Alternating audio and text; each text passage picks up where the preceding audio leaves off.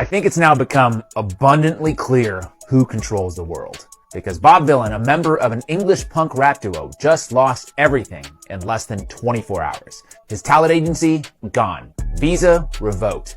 Their US tour, canceled. Why? Because during a performance at Glastonbury, he had the gall to say these words. Death, death to the IDF! Death, death to the IDF! Death, death to the IDF!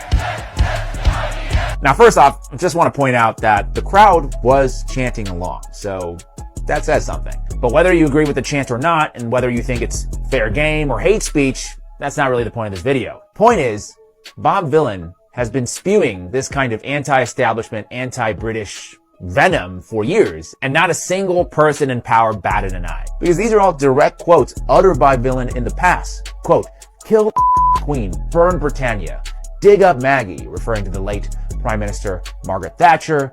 I wipe my arse with the UK flag, then spit on the crown. Give Churchill's statue a rope, see if it floats. I mean, this guy has said some of the most vile and hateful things about some of the most powerful and revered figures in Britain. And the reaction from the UK elite? That's right, crickets. Not a show canceled, not a revoked visa, not a dropped contract. But the moment he criticizes Israel, even just once, his entire professional life is torched in a matter of 24 hours. And look, you don't have to like Bob Vylan. You don't have to like his music. You don't have to like what his political stances are. This isn't really a defense of him. But let's get one thing straight. Okay? Famous quote. If you want to know who rules over you, find out who you're not allowed to criticize.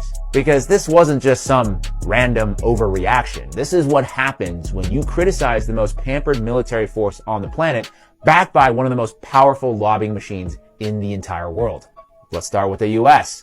In 2024, AIPAC spent over $100 million to defeat anyone in Congress who dare criticize Israel.